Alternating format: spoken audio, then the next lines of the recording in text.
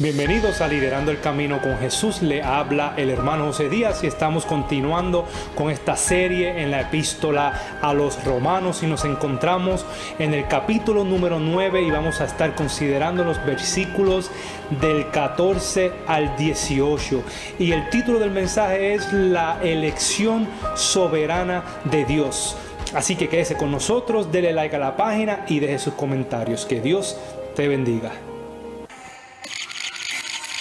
Saludos nuevamente, mi amado oyente, y continuamos hoy en la serie en la epístola a los Romanos y nos encontramos en el capítulo número 9 y hoy vamos a estar considerando los versículos del 14 al 18. Y habíamos comenzado este capítulo número 9 con la afirmación del apóstol Pablo acerca de la declaración que Dios no ha incumplido con el pacto y las promesas que hizo en el pasado al pueblo de Israel, ya que existen dos pueblos, existen dos Israel en la Biblia. Escuche bien, mi amado oyente.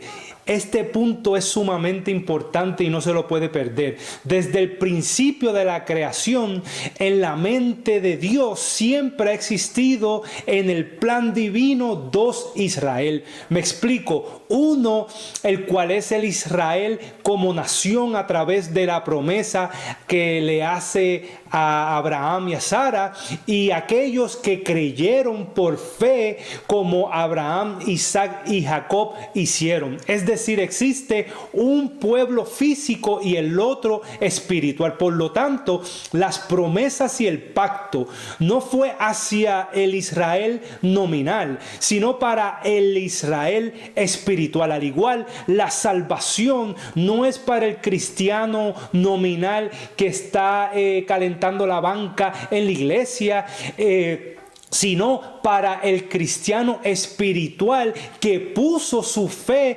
verdaderamente en la obra completada de Cristo. Y esto lo vimos en los principios, los primeros 5 versículos del primer mensaje. Y luego en los siguientes versículos Pablo pasa a ilustrar este punto con el Antiguo Testamento.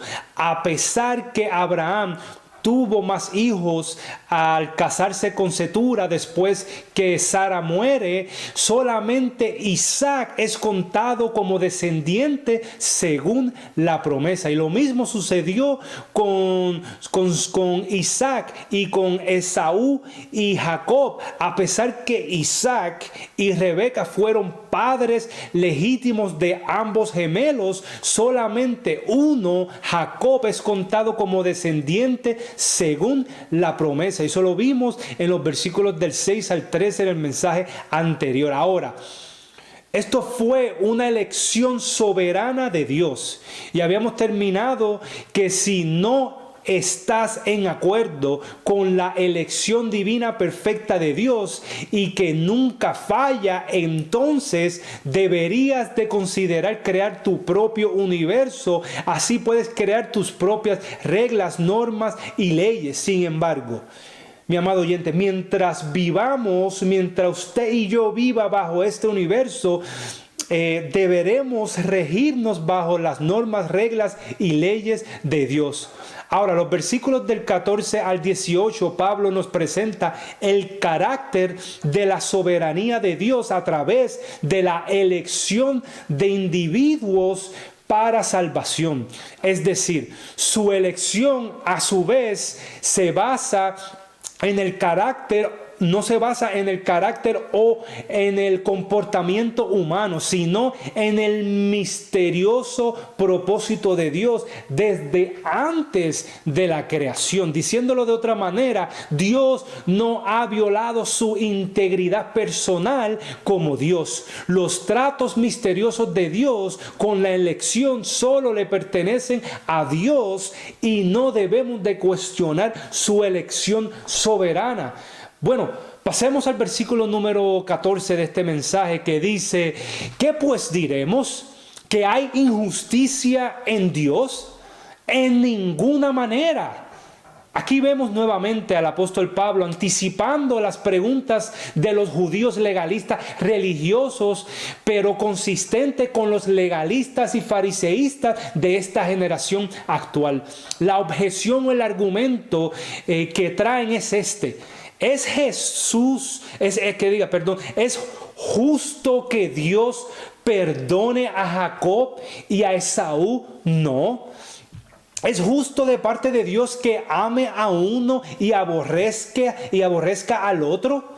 Y esto, mi amado oyente, es una pregunta válida. Sin embargo, está formulada la objeción o el argumento equivocado. Estamos formulando este argumento erróneo. La pregunta que debemos de hacernos es si Dios tiene alguna misericordia. Continuemos con el versículo 15 que nos contesta esta pregunta. Pues a Moisés dice: tendré misericordia del que yo tenga misericordia, y me compadeceré del que yo me compadezca. Muchas personas han luchado con la idea de que Dios es absolutamente soberano, que Dios es libre en tomar cualquier decisión que Él le plazca, que Dios determina y preordena las cosas a su propósito y como a Él le plazca. Y sin embargo, si fuera Dios como nosotros, todos nosotros estuviéramos bajo la justicia, camino al infierno, y no bajo su misericordia, alcanzando salvación. Aún así, el hombre natural siempre quiere acusar a Dios de injusticia, de haber tomado la decisión equivocada conforme a sus propios pensamientos limitados como hombre. De hecho, nadie puede acusar a Dios y salir victorioso, mi amado oyente. Nadie puede prevenir lo que Él va a hacer y tener la razón. Nadie puede argumentar con Dios y acusarlo de injusticia. Salmo 115:3 nos dice: nuestro Dios está en los cielos y hace lo que le place.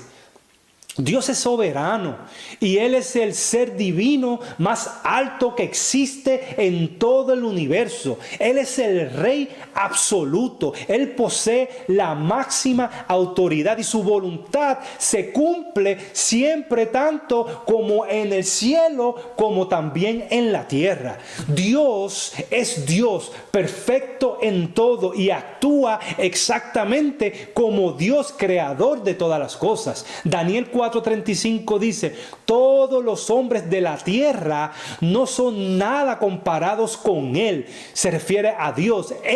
Dios, hace lo que quiere entre los ángeles del cielo y entre la gente de la tierra. Nadie puede detenerlo ni decirle: ¿por qué haces estas cosas? Mi amado oyente, aunque estas palabras sean muy fuertes y duras para muchos, son verdad y lo afirma la Biblia. 1 Timoteo 6:15 dice que Dios es el único Dios todopoderoso. El único Dios que existe, es decir, Dios y Dios solamente, es el que está a cargo del universo. Es el patrón, es el jefe, es el que está en control de todas las cosas y nadie puede detenerlo o cuestionarlo. Ahora, si todavía te preocupas y no cabe en tu mente la soberanía de Dios, acuérdate cómo era todo antes de la creación. Es decir, era todo un vacío, desordenado, sin nada, y como quiera, Dios era soberano en ese entonces. Una vez no existía nada, pero de repente todo el universo vino a existir sin que nadie diera un consejo o alguna sugerencia o opinión a Dios. Lo hizo porque vio que todo era bueno. Lo hizo porque fue de su placer, porque Él escogió y eligió hacerlo. Segunda de Samuel 10, versículo 12 dice: haga Jehová lo que bien le pareciere. Así que somos salvos porque Dios fue quien tomó la decisión. Él nos eligió, Él nos escogió, Él nos llamó, Él nos justifica y Él nos glorifica y nos da la salvación. Nadie hizo nada, nadie de nosotros hicimos algo para merecer la salvación, sino que fue un acto voluntario de amor y misericordia de parte de Dios. Ahora, en este versículo, el apóstol Pablo está citando Éxodo 33, 19 para ilustrar que Dios le permite ver la gloria, su gloria a Moisés, no porque Moisés era de nacionalidad judía, no porque Moisés había nacido del linaje de Abraham, no porque obedeció sus mandamientos y porque se le dio la ley, no porque sacó al pueblo judío de la esclavitud, no porque fue un líder y profeta del pueblo judío, sino que fue porque cuando Dios desea y le place actuar en compasión con nosotros, su acción se refleja en misericordia para con nosotros. Ahora, prosigamos con el versículo 16 que dice así: así que no depende del que quiere, ni del que corre, sino de Dios que tiene misericordia.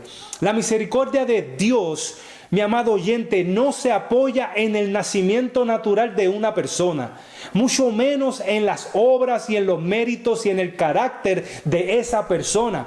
Tampoco se extiende como un reconocimiento de alguna obra o mérito humano. De hecho, ya había dicho esto antes: el querer ni el hacer humano constituye ninguna causa que motive la acción de Dios de misericordia. Ahora, esto no es una denegación de la responsabilidad humana. Cuando el hombre recibe la salvación a través de la fe en la obra completada de Cristo, él la recibe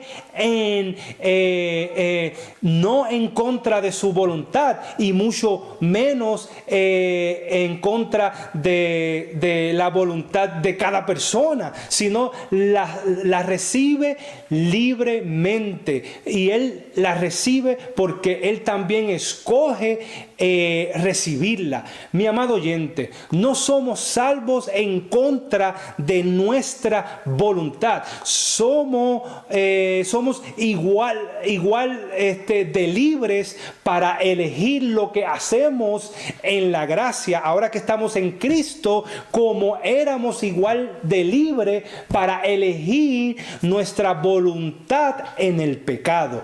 Es decir, estuvimos en el pasado en contra de la voluntad de Dios, hasta que Cristo, con todo nuestro consentimiento, ejerció su soberana voluntad para salvarnos a través del Espíritu Santo, el cual es el efecto de la voluntad de Dios en nosotros. Y el resultado es que cambia la voluntad del hombre, y así hace que estén dispuestos en el día de ejercer el poder de Dios, trabajando en nosotros el querer y el hacer según el propósito de Dios en la elección. Y por esto Pablo dice: no depende del que quiere, y esto es una intención interna del ser humano, un deseo de compasión y misericordia. No depende de cuánto tú quieras llegar hacia Dios y complacerlo y tratar de subir y escalar más alto y tratar de limpiarte y vivir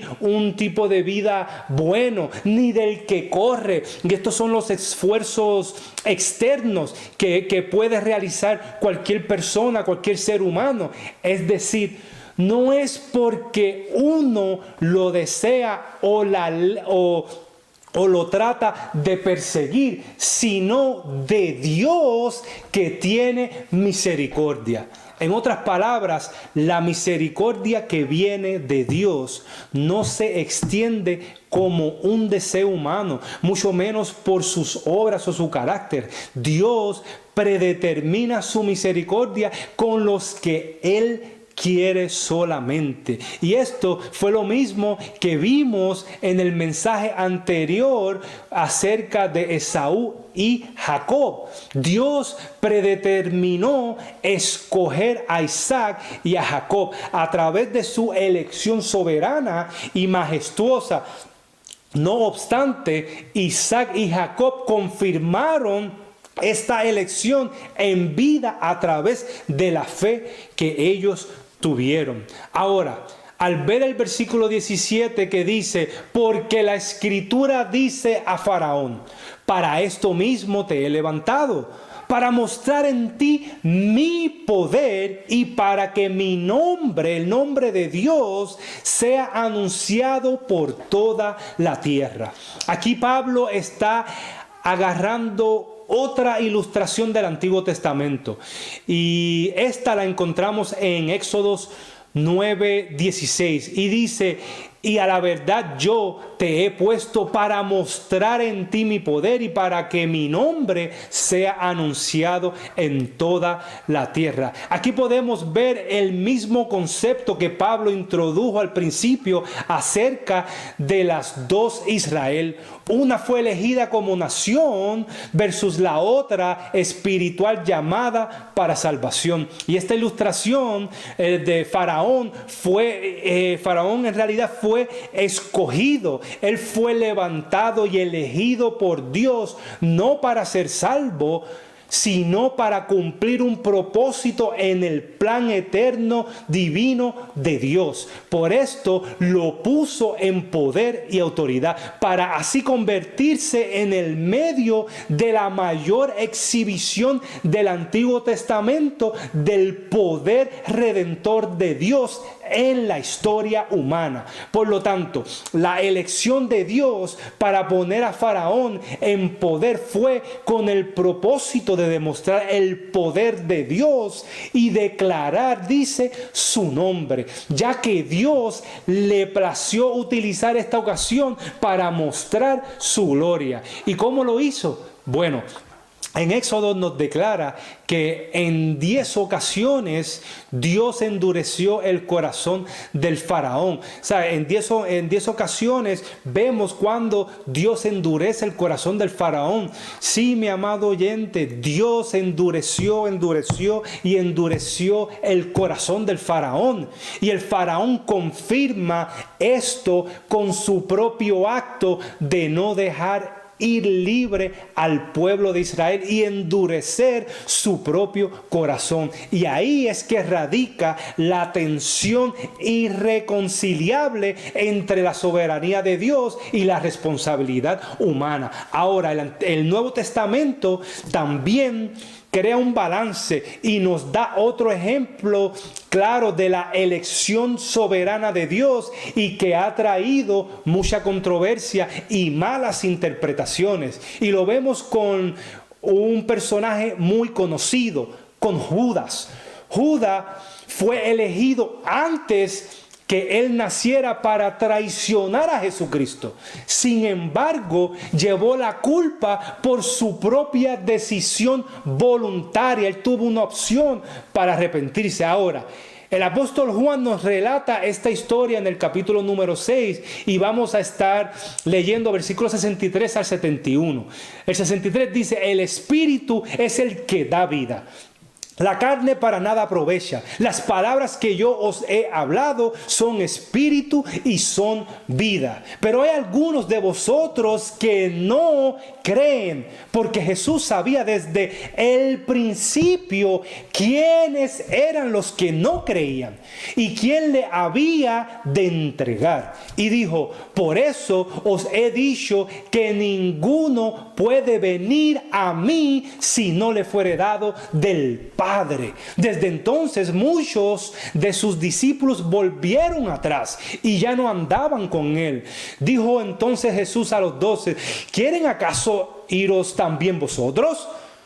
Les respondió Simón Pedro: Señor, ¿a quién iremos? Tú tienes palabra de vida eterna, y nosotros hemos creído y conocemos que tú eres el Cristo, el Hijo del Dios viviente. Jesús le respondió: ¿no os he escogido yo a vosotros los 12? Y uno de vosotros es diablo. En otras palabras, tiene demonios, ¿sabe? Está endemoniado, no es salvo. Hablando de Judas Iscariotes, hijo de Simón, porque este era el que iba a entregar y era uno de los 12. Muchas personas en toda la historia humana se ha preguntado cómo pudo haber pasado esto. ¿Acaso la traición de Judas fue una sorpresa para Jesús? A lo mejor Jesús no tenía un buen discernimiento. ¿Era Jesús un mal juez del carácter humano? ¿Esto no constituye un error por parte de Jesús? ¿Falló y se equivocó Jesús cuando escogió a Judas como uno de los 12 discípulos, de los 12 élites? Sin embargo, déjeme decirle, mi amado oyente, que para Jesús esto no fue una sorpresa, ni un mal discernimiento, ni un error, porque sabía muy bien a quién había elegido. Versículo 64 dice: porque Jesús sabía desde el principio quiénes eran los que no creían, y uno de vosotros es diablo. Hablaba de Judas Iscariotes, hijo de Simón, porque este era el que le iba a entregar y era uno de los 12. Por lo tanto, yo pregunto, ¿para qué Jesús quería tener un traidor como parte de sus 12 discípulos, como parte de la iglesia? ¿Por qué quería que un ladrón como era Judas lo representara en la humanidad? ¿Quién quiere una persona así, que no se pueda confiar en tu grupo de amistades más íntimas? Sabiendo que en cualquier momento esta persona, este Judas, te puede traicionar y te va a robar dinero. ¿Cómo es posible que lo haya puesto como el tesorero de los 12 discípulos? Mi amigo oyente, es obvio que hay ciertas enseñanzas profundas en este pasaje, pero la palabra clave que hoy en este pasaje quiero que usted entienda es esta: alguno de vosotros que no creen. Y esto sucede al igual en todas las iglesias. Dios sabe que existen cristianos nominales que se parecen mucho a los verdaderos, que se parecen mucho a los cristianos genuinos, pero son lobos rapaces vestidos de ovejas que no creen en Jesucristo. Estos Judas llevan a cabo todos los rituales, se ven iguales que todos los demás, hablan en lenguas, son llenos del Espíritu Santo, danzan, brincan, van a los ayunos, van a todas las oraciones, pero hay una línea bien marcada y estrecha que habla la Biblia. Y estos son los que creen y los que no creen. Mi amigo oyente, creer en Dios no es suficiente para salvación, ya que hasta Satanás y sus demonios creen en Él, creen en Dios y tiemblan. Creerle a Dios, a su Hijo amado, creerle a las palabras de Dios, poniendo tu fe en la obra completada de Cristo, esto sí te asegura la vida eterna.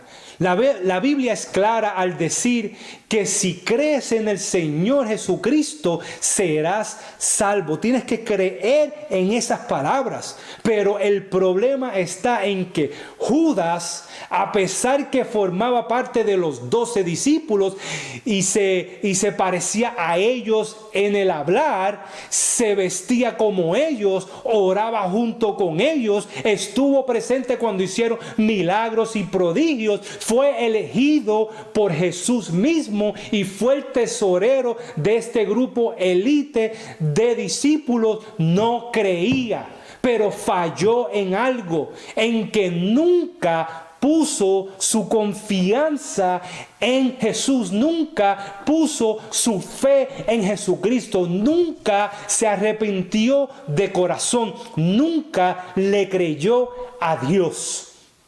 Y lo más alarmante de esto, mi amado oyente, es que hay muchos en la iglesia que están en la misma posición que Judas, que están en la misma condición. Y al igual que a Judas, Dios le ha dado a estos cristianos legalistas nominales, fariseístas que tienen un sentido falso de seguridad y vivir bajo los ritos y rudimentos de la ley, absteniéndose alimentos y siguiendo un día.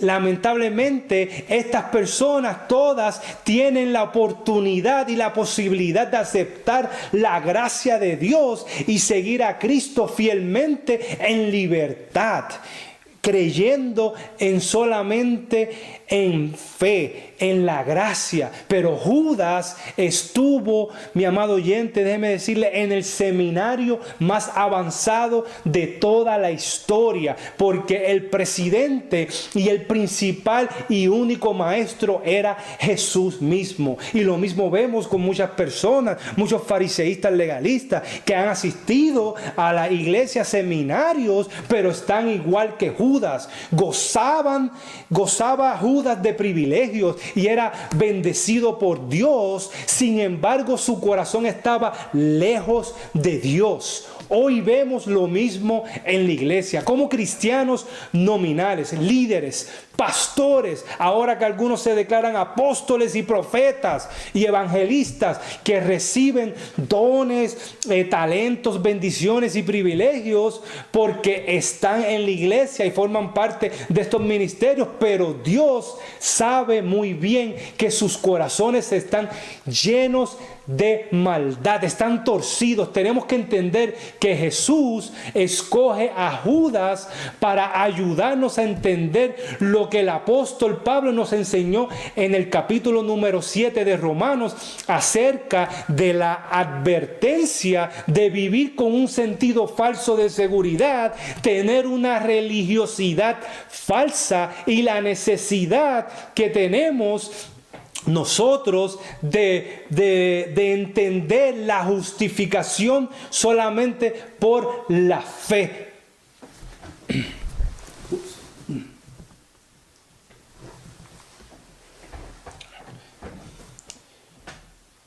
Ya que es la que produce una verdadera salvación.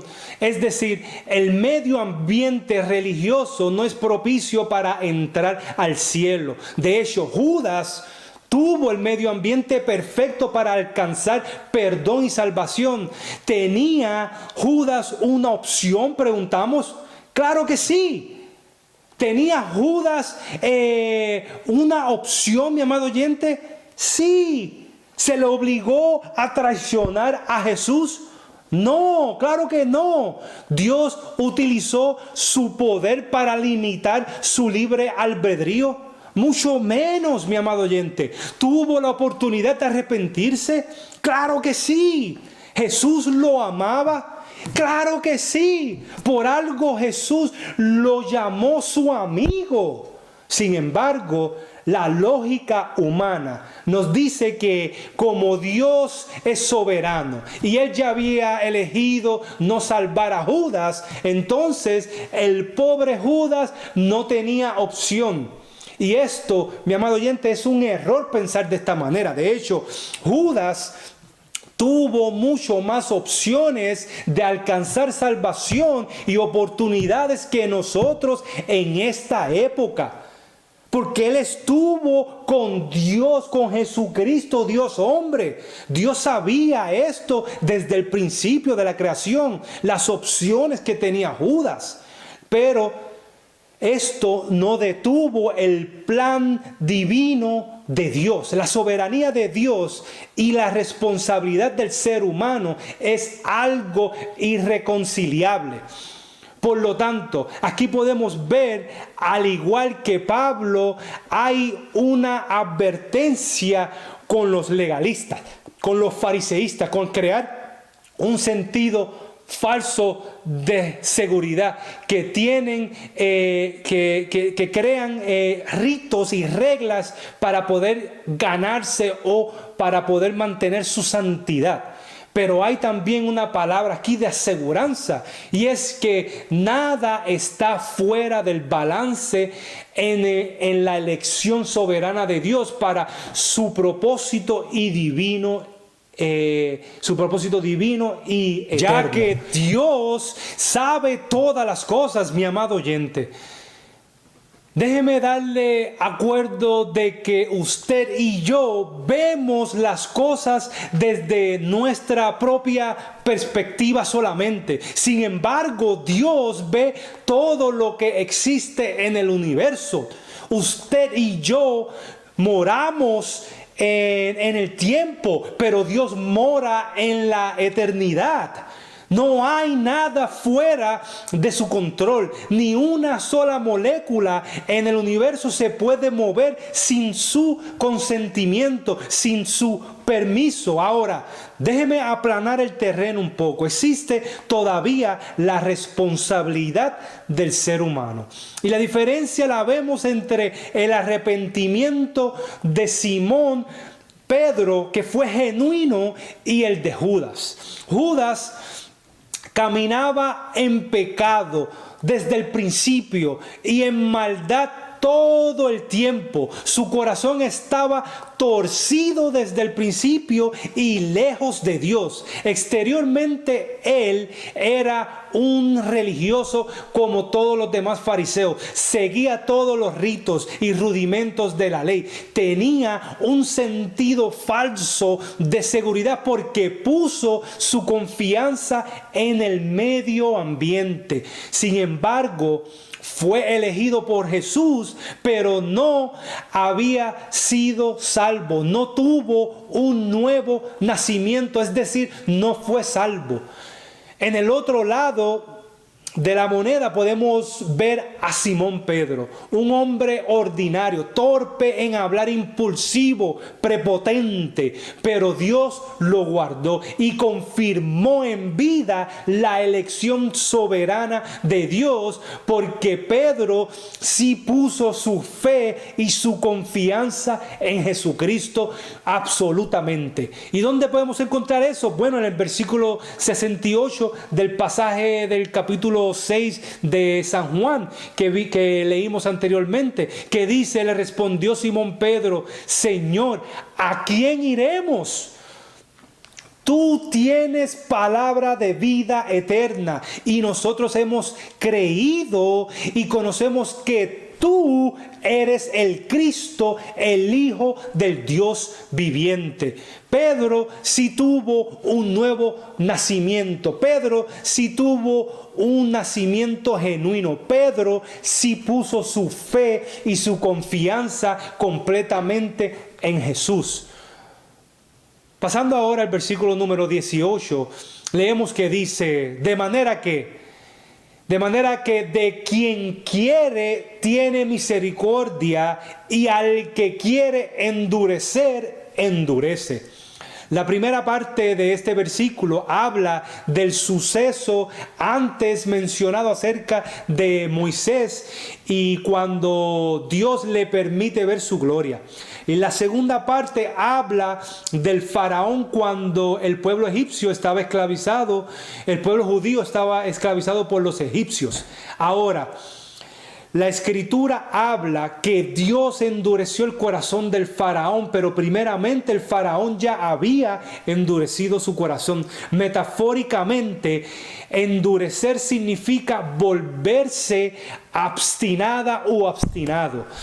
Y así, como Moisés enfatiza la misericordia de la soberanía de Dios, Faraón enfatiza el endurecimiento. Y esto es una declaración fuerte y difícil de aceptar para muchas personas. Diciéndolo de otra manera, Dios tiene misericordia de quien Él le plazca, de quien Él le dé la gana, y endurece el corazón de quien Él le plazca, es decir, de quien Él le dé la gana, porque Él es Dios soberano, Él es el Dios creador de todas las cosas, Él es el alfarero y nosotros somos solo barro. Así que, en conclusión, nosotros no podemos reclamarle a Dios que Él es injusto o está incorrecto elegir salvar a un remanente y no salvar a otros. Pero la palabra es clara, y la única respuesta que la Biblia nos da y que Pablo nos da aquí en este pasaje es que Dios dice que de quien quiere tiene misericordia, y al que quiere endurecer, endurece. Por eso es que la Biblia habla de que el camino hacia la perdición, de que el camino hacia el infierno es amplio, y en ese camino van muchas personas, pero el camino hacia la salvación es angosto y estrecho. Y si la Biblia lo dice, mi amado hermano, debemos de aceptarlo literalmente, y debemos de humillarnos y confiar en la soberanía y en la perfecta voluntad de Dios. Y esto me lleva a la siguiente pregunta y última. Así que, si usted no está seguro de su salvación, si usted todavía no conoce de Jesucristo, el dador de la vida, quien nos limpia de todo pecado, este es el día de salvación. Esta es su oportunidad para hacerlo real en su vida. La Biblia dice que hoy es el día de salvación, no mañana, no la semana que viene, no el próximo día, no el próximo mes, no el próximo año, y menos ahora que estamos pasando y viviendo esta crisis del virus del COVID-19, del COVID-19. Así que usted tiene que entender que hay una necesidad de tener salvación, y el único camino para usted tener vida eterna es Jesucristo. Ahora, si todavía no sabe ni está seguro tampoco, déjeme decirle que este es el día. Romanos 3:23 dice: por cuanto todos pecaron, todos, desde Adán hasta el día presente y hasta el futuro, hasta que no se acabe el mundo, todos nacemos pecadores. No porque cometemos un acto de pecado, sino que nacemos de una madre pecadora. Por lo tanto, nacemos pecadores. Pero dice aquí: por cuanto todos pecaron y están destituidos de la gloria de Dios. No podemos estar cerca, no podemos tener comunión con Dios, no podemos agradarle a Dios, no estamos en paz para con Dios, dice la palabra de Dios, porque somos pecadores, pero hay una esperanza.